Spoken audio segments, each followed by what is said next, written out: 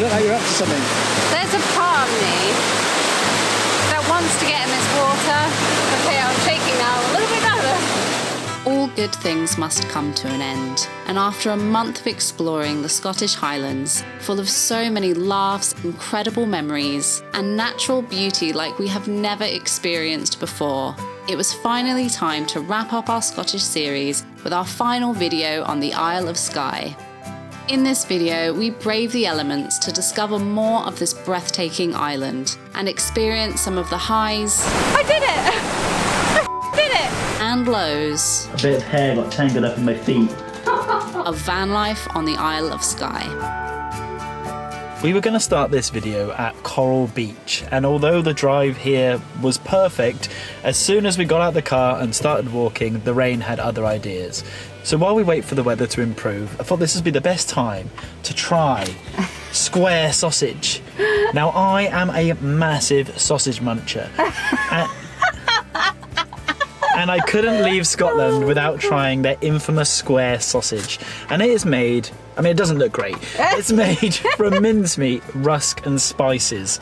It's like overgrown corned beef. It does look a little corned beefy. Look at all that fat coming out of it. That is appealing.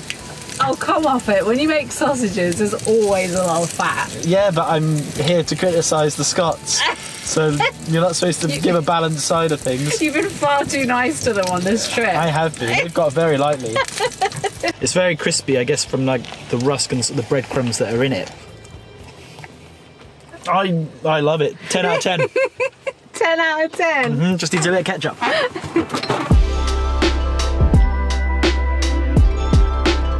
Well, it didn't take long to work out why this is called Coral Beach.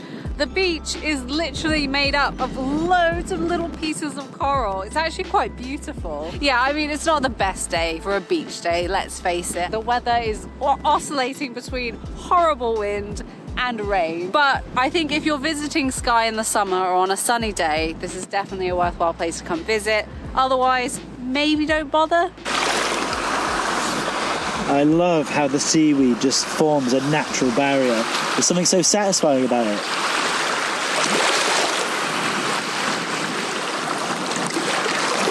I like that I just got really wet after saying that. That wasn't a natural barrier at all.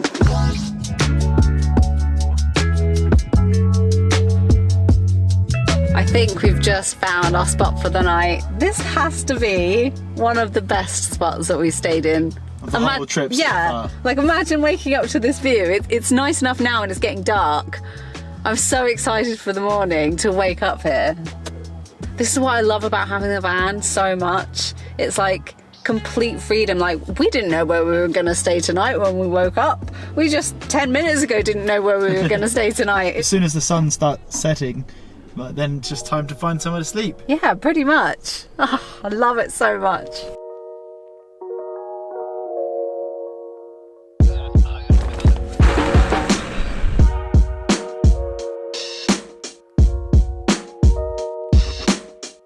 One thing that we have learned from our time in Scotland is to ignore the forecast because for the most part it says it's going to be dreadful and it turns out looking like this. So we're going to take this opportunity. We're in Portree this morning and we're going to be doing a boat trip to go wildlife spotting for whales, for dolphins, for seals and for sea eagles.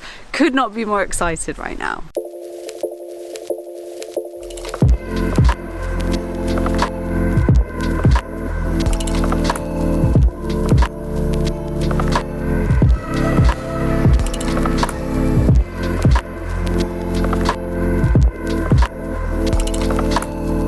I think we have been missold because when they said there was going to be sea eagles, I think we misheard with his thick Scottish accent and he meant there's just going to be loads of seagulls. But it was so good. I loved it. Yeah, it was, and I think like we always really love like any kind of animal safari, wildlife excursions because half of the excitement is just looking out for something, that possibility, that chance that you'll see something. And that's what makes it so special is that you could go on 10 of them, never see anything, and one of them you'll go and you'll see everything. And so it just makes it all the more special when you do see something. The only problem with that boat trip was that we were so exposed. We were up on top as well because we wanted to have the best possible view if we did see anything, and we were completely exposed to the elements. I don't think I've been that wet on this trip. Like, every layer I had on was soaked through. I think if we didn't have the diesel heater, it would have been a bit miserable in the van. It would have been very wet, very so muggy, damp, stinky, smelly. Yeah, but actually the diesel heater dries everything out. So what we do is we get in, we get all of our wet kit off, we strip it all off, we get our warm, dry clothes on, and we hang all of our wet stuff up like this, whack on the diesel heater, and it actually dries out our clothes pretty quickly. After an early start, it was time to find somewhere to shower. Operating. It smells so bad in here. Yeah, that's Like, really bad. Like, worse than I smell. yeah. Try the other one. Oh god, that's rancid. And it's the cheap price of £1 for 2 minutes. That's why we're in here together. If we weren't so lazy, we would just go and find a spot to shower out the van. That would be far nicer. I have enough coins that we could shower individually if we liked. Look at all these coins. And there's some lovely used tissues up there. Oh my god, this is disgusting. Pop her in.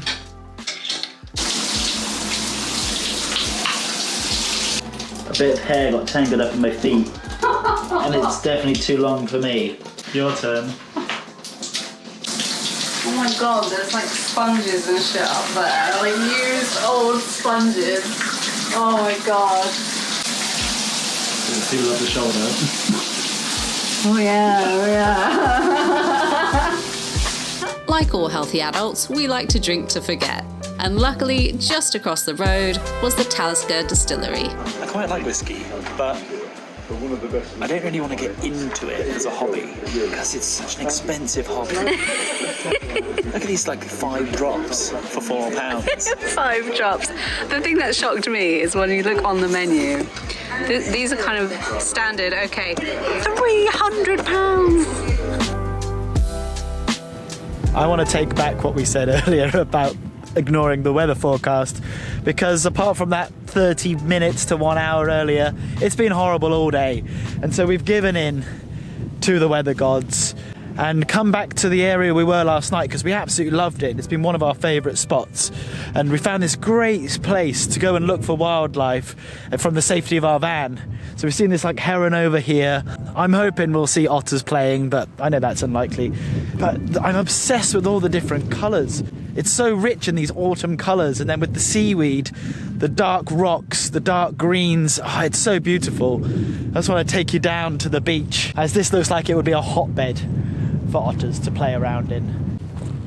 You have this really squelchy and slippy seaweed that's kind of satisfying as you pop it.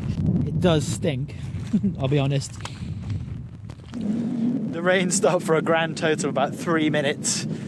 So, time to go back to the van and try and spot some things from there instead.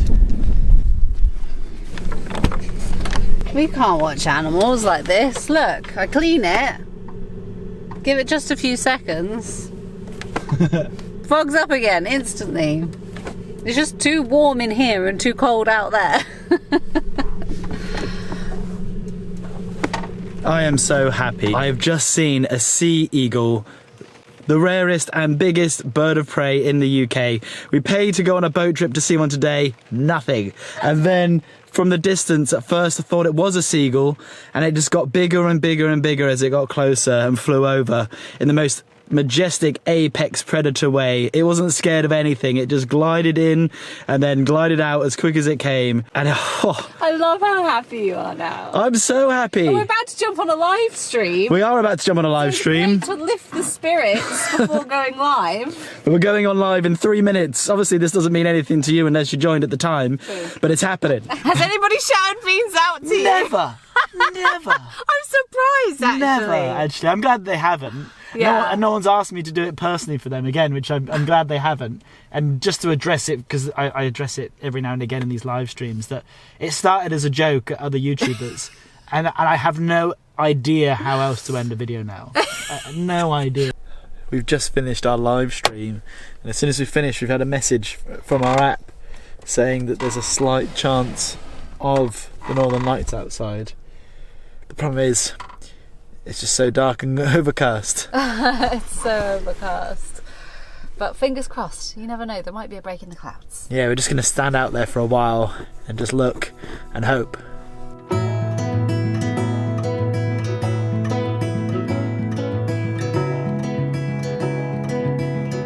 We had such a lovely evening last night, and we stayed up most of the evening looking out for the Northern Lights. And for the first time ever, we got a glimpse of it, but it was so small that it doesn't really count. I also did a bunch of time lapses in the hope of catching it, and mostly it was dark, and I couldn't see anything that I was actually filming. But this clip here, it's got this green tint to it, and I'm just kind of interested if anyone knows, is that the Northern Lights? I feel like maybe if we're questioning it, it probably isn't, or at least it's not enough to tick it off the bucket list fully. But the thing we did see was 100% the Northern Lights, but we didn't catch it, but it was these kind of wispy light Cloudy bits. yeah. And what a spot to wake up to. It changes every single time we've seen it. We've been in this area for a few days, and this is the first time the water's been calm. And we loved it before, but even more so now. Yeah, with the calmness of the water, you have all of the reflections on it. It's so still and serene. This has definitely been our favourite area to wild camp, simply because it's so quiet at night. Like once the sun goes down, there's no traffic coming through, and obviously it's gorgeous. But that is enough chatting for now. The moments in between the rain and the wind are few and far between on this island, so we are going to get going.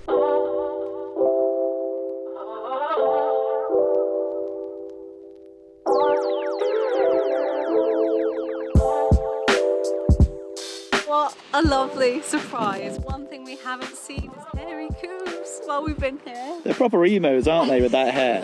That moppy hair. There's even some little baby ones here. Oh my god, they're so cute.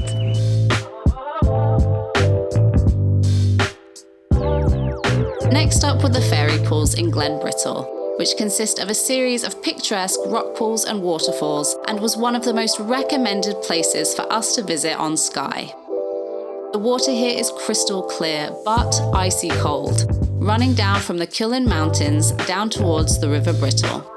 If it wasn't so busy / I had a cosy on me, I'd be jumping straight in there, because as much as I hate cold water, it looks so enticing. I like that you've created these excuses of why you can't possibly do it. Otherwise, you just do it, would you? Oh, just do it! Leave in the comments how much of bullshit that is. I think I actually would, you know. This is so cool. It's like nature's steps. It's like nature wants me to come down and have a better look.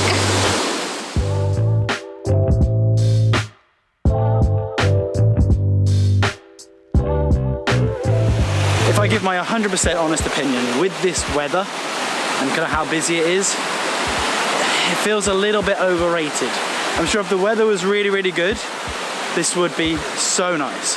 And it is obviously clearly beautiful, but compared to what else we've seen on this trip, this is somewhere kind of for the first time on the whole trip that I felt a little bit underwhelmed. Can you put your finger on why it's a little bit underwhelming?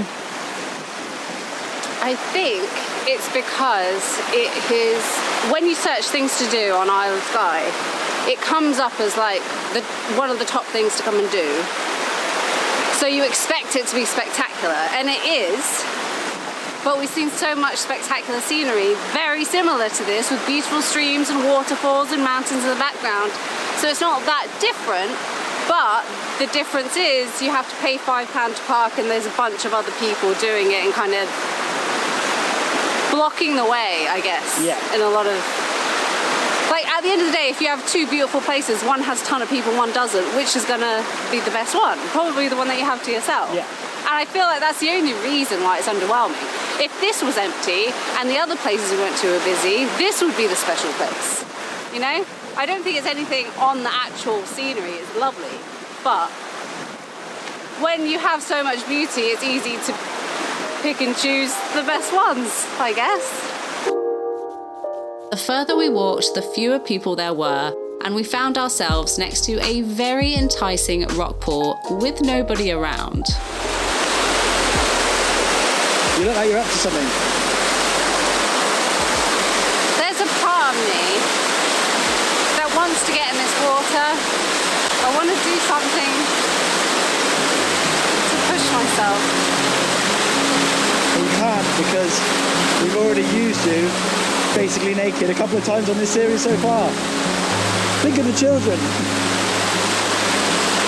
I don't know, it's so much quieter up here. It's definitely a bit more enticing than it was down there. I'm tempted. You've got a nice little step. I don't have a towel or any like clean pants or anything to wear after. So don't try but this at home. I could just get in my pants and then just go back commando. God, you just sent so many people wild. I've got a scarf I could use as a towel. Oh, I don't know. Do I do it? Why not? You only live once. If there's a part of your being that wants to do it, then Yeah. like you'll be disappointed if you don't do it. Exactly. Is it actually happening? Yeah.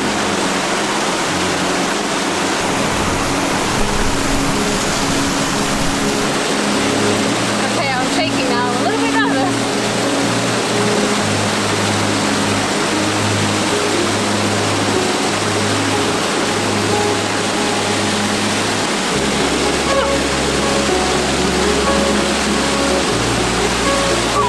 Jesus Christ. Give me my scarf.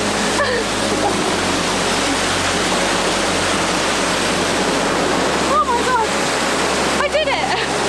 I did it. Couldn't be a worse time to rain. I'm Would you- taking so much cold. Would you recommend it? Yeah. I'm glad I did it. You wouldn't even do it in Portugal when I got in the nice weather. You've just done it here of all places. I know. I'm gobsmacked. I need to dry my feet off. They're frozen. You'll do anything for a thumbnail. I don't know if you've been on the channel for a while, you'll know Alex and I were not the biggest fans of cold water. And there's been so many times where we've been in these beautiful places, like in the beaches up the north of Scotland, and I couldn't get in. I don't know what came over me then, but I was like, I just felt like I really wanted to push myself and do something crazy. And to me, that's crazy. To you, that might not be crazy, but to me, it is. The fairy pools turned out to be not only our final stop on Skye, but on this entire Scotland series. We had planned to film another video down in Glencoe, but with the never-ending rain, filming was definitely a challenge, and if we were completely honest, we were just exhausted by this point.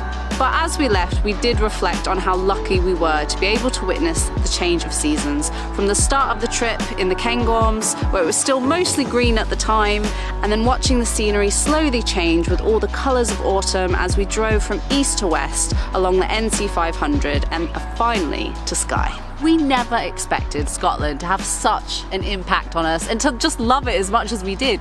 Yeah, as Brits, we love to travel further afield to get our slice of beauty, and actually, it's so comforting to know that it's right on our doorstep. We will 100% be going back to Scotland one day. We have not had enough of it yet. We say that on every single series of anywhere we've ever been. We're definitely going back, but we will definitely be going back to Scotland. It's so close. Especially the islands. We want to do all the islands in the future. 100%.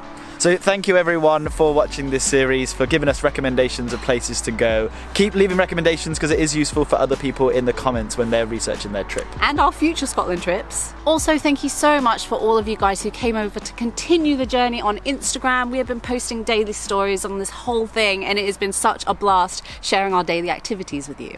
Make sure you check the description if you would like one of Emma's famous Beans Out hats. Oh yeah! Make sure you like the video, hit subscribe, and nothing left to say. For the final time in Scotland, Yep. This is definitely not Scotland, but it's nondescript wood, so close enough. Thank you so much for watching. We'll see you next time, and Beans out!